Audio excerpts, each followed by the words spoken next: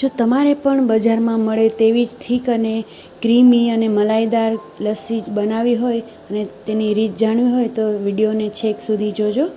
તો hello friend, સ્વાગત છે તમારું શ્વેતાસ કિચનમાં.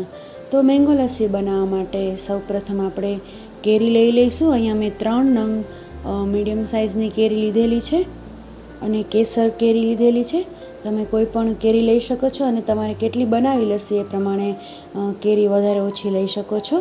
અહીંયા હું 3 થી 4 વ્યક્તિ માટે બનાવી રહી છું, તો મેં આટલી 3 નંગ કેરી લીધેલી છે. હવે આપણે આને આવી રીતે કટ કરી લઈશું અને એને સ્પૂનથી બધા કેરીના પીસ છે તેને અલગ કરી લઈશું અને આપણે પછી એને એક બાઉલમાં અલગથી કાઢી લઈશું.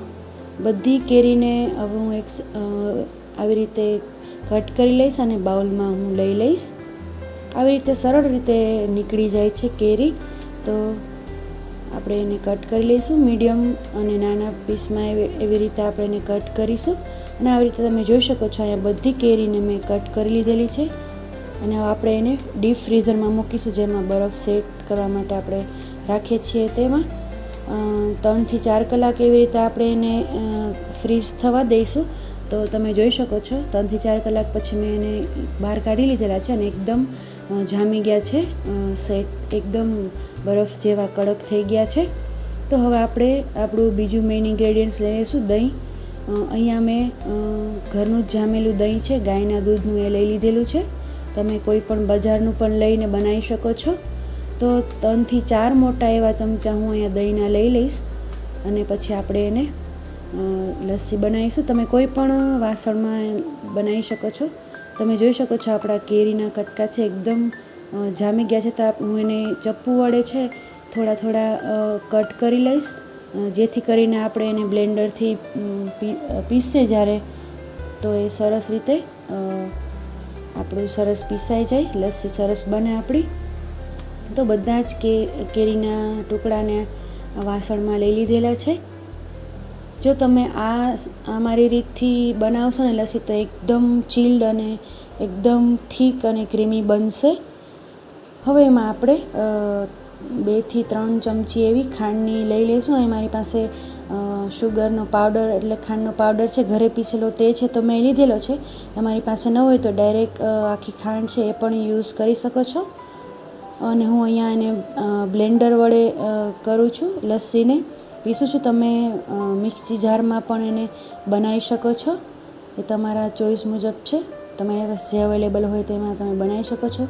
તમે જોઈ શકો છો જસ્ટ 1 થી 2 મિનિટમાં જ પીશું તો એકદમ સરસ પીસાઈ ગયું છે અને કલર કેવો સરસ આવ્યો છે આપણો.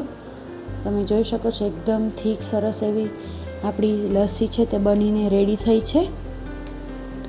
હવે આટલી બસ લસ્સી બની ગઈ છે. તો હવે એને એકદમ મલાઈદાર આપણે જેવી મળે ને બજારમાં એવી એને બનાવવા માટે તમને એક સિક્રેટ એનું જણાવીશ કે આપણી દહીંની મલાઈ હોય છે જે ઉપરની, એ લઈ લીધેલી છે અને એકદમ આવી રીતે હું ફેટી લઈશ અને એમાં 1 સ્પૂન જેટલું ખાંડનો પાવડર હું એડ કરી દઈશ અને ફરીથી એક વખત આવી રીતે ફેટી લઈશું. અને સરસ તમે જોઈ શકો છો એકદમ ક્રીમી આપણે મલાઈ બનીને સરસ રેડી થઈ છે. તો હવે આપણે આને સર્વ કરીશું.